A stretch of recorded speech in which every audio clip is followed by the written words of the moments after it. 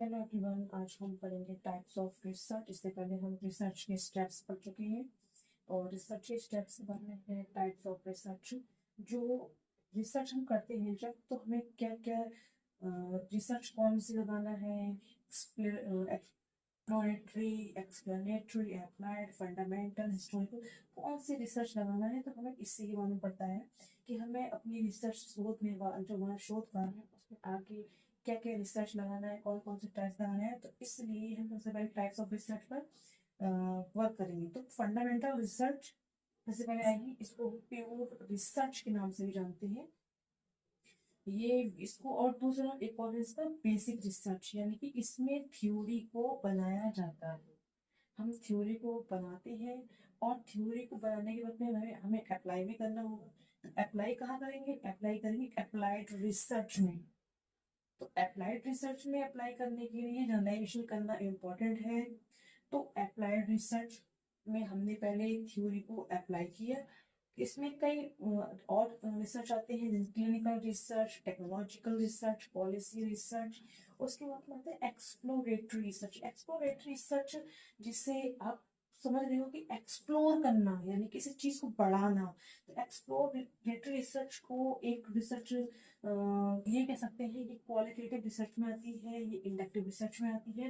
जैसे case study, pilot study. Case study होती है किसी एक स्पेशल कोई यूनिट है, कोई स्पेसिफिक यूनिट, कोई एक पर्सन है या कोई एक मतलब कि विद्यालय है, उस मतलब एक कोई इंपॉर्टेंट कोई ले ली, उसमें हमें वर्क करना है। जैसे बच्चा को हमने स्टूडेंट को ले लिया, उस स्टूडेंट को हमें लेने के बाद उसके बारे में हम सब पता से करेंगे कि क्या उसके अंदर क्या प्रॉब्लम है, वो सामाजिक क्यों नहीं है, सोशलाइजेशन मतलब क्यों नहीं है, अगर है तो क्या, कहाँ क्या प्रॉब्लम आ रही है, व्यक्तिगत है तो क्या वहाँ पे क्या प्रॉब्लम है।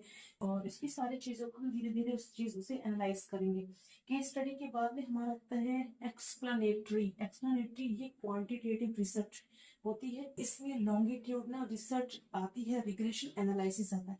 तो लॉन्गिट्यूडनल रिसर्च वह रिसर्च होती है जिसमें आपने देखा होगा कोई एक हमने टॉपिक या कोई हमने एक, जैसे मान लीजिए मैंने स्टूडेंट ले लिया, तो उस स्टूडेंट पर हम जैसे फर्स्ट क्लास से लेके 12th क्लास तक उस बच्चे पर स्टडी कर रहे हैं, तो वो हमारी लॉन्ग पीरियड रिसर्च होगी। टाइम ओवर हो गया, ओवर टाइम हो गया, तो टाइम हमारा चेंज होता रहता है लेकिन सैंपल सेम है।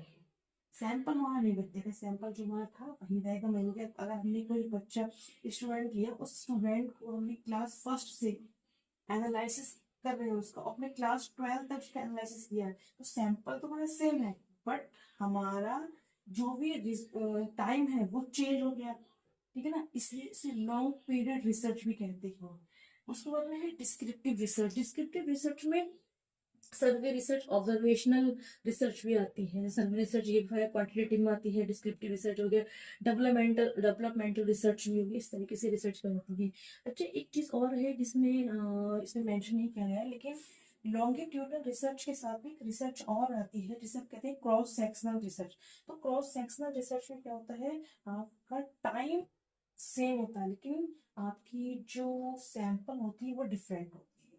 तो इसी तरीके से अभी आगे और रिसर्च टाइप्स हैं, उसे भी हम डिफाइन करेंगे क्या है क्या नहीं, इसके बारे में हम पढ़ते चलेंगे।